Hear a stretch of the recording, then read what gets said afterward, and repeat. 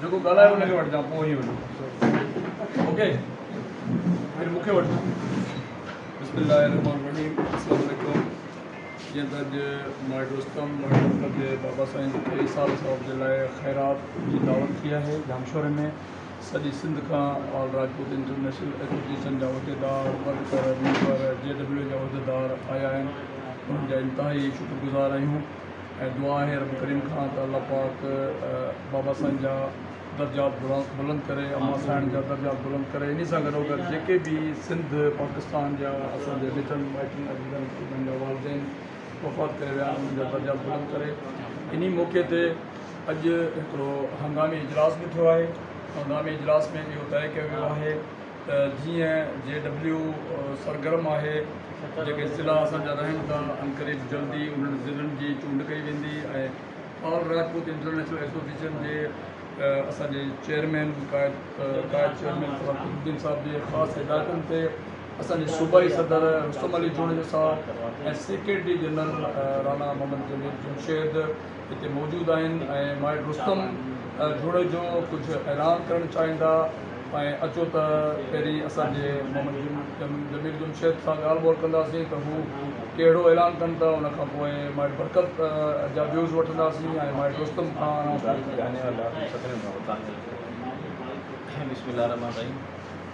जो मरकज़ी ऑफिस आरिया ऑल राजपूत इंटरनेशनल जे मरकज़ ते इजलास थियो, जंहिंमें असां भाउ नसर बि चयो आहे त हर ज़िले में 2 खां 3 माण्हू ऐं हिकिड़ो ऑर्गेनाइज़र चीफ ऑर्गेनाइज़र ॿियो 2 ऑर्गेनाइज़र चूंडियूं ऐं जेको आहे सभिनी खे हिदायत कयूं ज़िले जे मेंबरनि खे कि हर को माण्हू पंहिंजो ऑर्गेनाइज़र चूंडनि ऐं ऐलान कनि। बक़ाया सर साहिबु ऐलान इन मौक़े ते असांजा ज़िले नवाबशाह जा सदर आयल आहिनि और साणनि बि ॻाल्हि ॿोल कंदासीं। दानियाल साहब पंहिंजे व्यूज़ ॾियो भला व्यूज़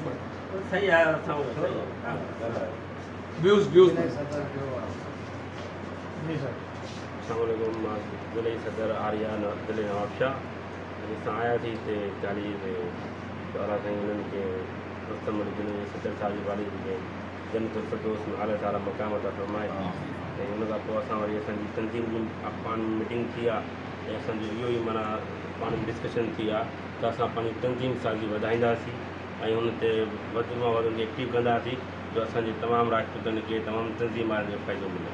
ऐं इन मौक़े ते असांजे JW जे मरकज़ी सदर बरकत जुनेजो खे गुज़ारिश कंदुसि त हू आयरनि जा थोरा बि मञनि ऐं पंहिंजी बिरादरी जे लाइ कहिड़ो पैगाम ॾियनि था। बिस्मिल्लाहिर्रहमानिर्रहीम। मां निहायती शुक्रगुज़ार आहियां सभिनी मिटनि माइटनि अज़ीज़नि दोस्तनि जो, ख़ासि करे आरिया जे मेंबरनि दोस्तनि जो जेके वञो क़ीमती वक़्तु कढी आया। सभिनी जा लख थोरा असांजे बाबा साईं जी वरसी में शरीक थिया आहिनि ऐं असां हमेशह बिरादरी जे लाइ ॾींहुं राति कोशिशि में आहियूं ऐं हिन महिल ही जेको राजपूतनि जो प्लेटफॉर्म आहे इंशाअल्लाह ताला इन ते बि जेको आहे सो कमु हली रहियो आहे। सॼी सिंध में जेको आहे सो अनक़रीब सभिनी ज़िलनि जूं बाडियूं चूंडींदासीं। तव्हां सभिनी जो वरी निहायत शुक्रगुज़ार महिरबानी।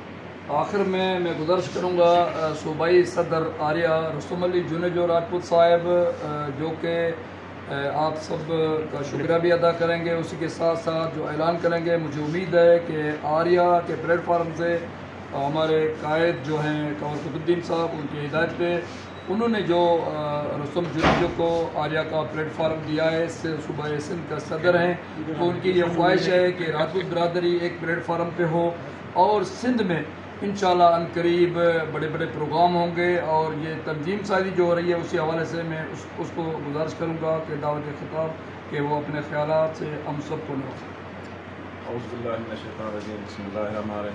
मैं बहुत निहायत ही शुक्रगुज़ार हूँ सब भाइयों का जो हमारे गरीब खाने के लिए चल के आए हैं, और शुक्रगुज़ार हूँ कमर कुतुब साहब का जो इतनी बड़ी जिम्मेवारी पूरी सिंध की हमारे सुपुर्द की है।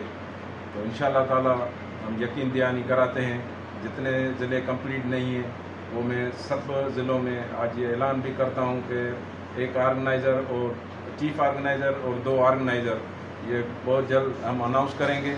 उनके तसलसल से एक मीटिंग होगी, उसमें बाकायदा बॉडी होगी उन्हीं डिस्ट्रिक्टों के जितने भी हमारे राजपूत भाई हैं, जुनेजो भाई हैं, जितने भी हमारे गोथ हैं, सब हम मिलके एक अच्छा प्लेटफार्म है। तो इंशाअल्लाह ताला कमर कुतुब साहब ने जो हमारे ऊपर जिम्मेवारी रखी है यकीन दहानी कराते हैं कि बहुत जल्द पूरे सिंध में हमारे अच्छे अच्छे प्रोग्राम होंगे और अच्छे अच्छे लोग हमारे साथ राब्ते में भी हैं। तो इंशाल्लाह ताला आप खुद देखेंगे बहुत जल्द पूरी सिंध का दौरा भी करेंगे इंशाल्लाह। ये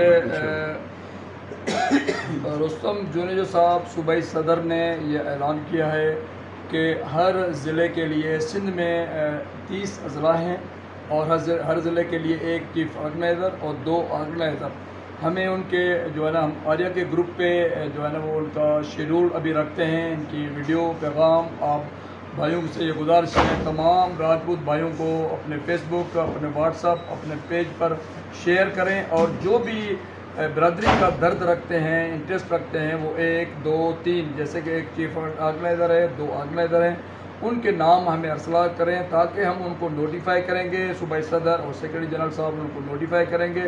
मज़ीद फिर वो हर डिस्ट्रिक्ट में बरदरी को इकट्ठा करेंगे, बरदरी के पैगाम देंगे ताकि हमारी बच्चियाँ, हमारे बच्चे एक प्लेटफार्म पे आ जाएं उनकी तालीम के लिए। हमारे कंवर साहब दिन रात कोशिश आएँ, हमारे सूबाई सदर साहब, सेक्रेटरी जनरल साहब, मैं जैसे कि जॉइंट सेक्रेटरी हूँ, मेरी भी ये जिम्मेदारी बनती है कि आपको ये मैं पैगाम पहुँचाऊँ।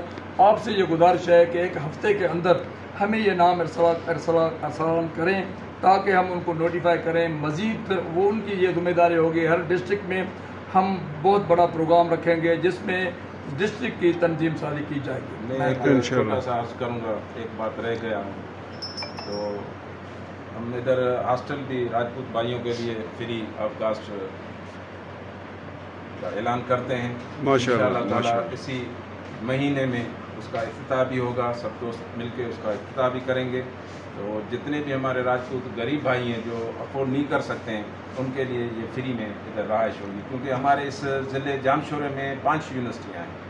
तो मैं समझता हूँ कि यहाँ पे इस चीज़ की सख्त ज़रूरत थी और ये मैं अपनी तरफ से ऐलान करता हूँ। बड़ी बात माशाल्लाह, ये बहुत बड़ी अनाउंसमेंट है। जैसा कि मैं आप सबको याद दहानी दिलाता चलूँ कि यहाँ पे एक लाइब्रेरी का काम अमल में है, यहाँ पे लंगर खाना भी चल रहा है, JW के प्लेटफॉर्म से एक हॉस्टल का काम भी अमल में आया है। अभी एक हफ्ते के अंदर यूनिवर्सिटियाँ भी खुल रही हैं। आज सूबाई सदर ने ये अनाउंसमेंट की है कि आर्या के जितने भी लोग जो गरीब राजपूत हैं जिनके पास रिहाइश नहीं है जामशोर और सिंध में, उनके लिए हॉस्टल का काम भी आज से अमल में आ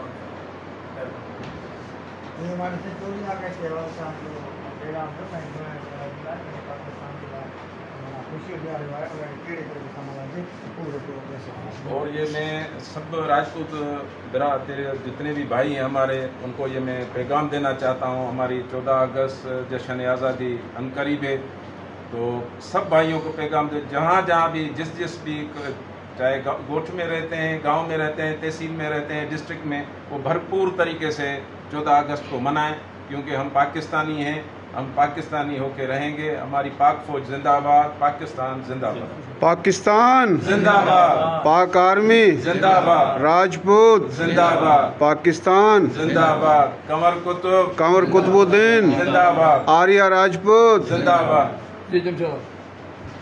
बिस्मिल्लाहिर्रहमानिर्रहीम। मां भी यही पैगाम आर्या जे सभिनि मेंबरनि खे जेके बि राजपूत बिरादरी वेठी आहे या जेकी बि असांजी बिरादरियूं आहिनि, JW आहे, हुन खपे तो असांजी जश्न आज़ादी तरीक़े सां मल्हाइनि ऐं जेको आहे दिलि सां मल्हाइनि।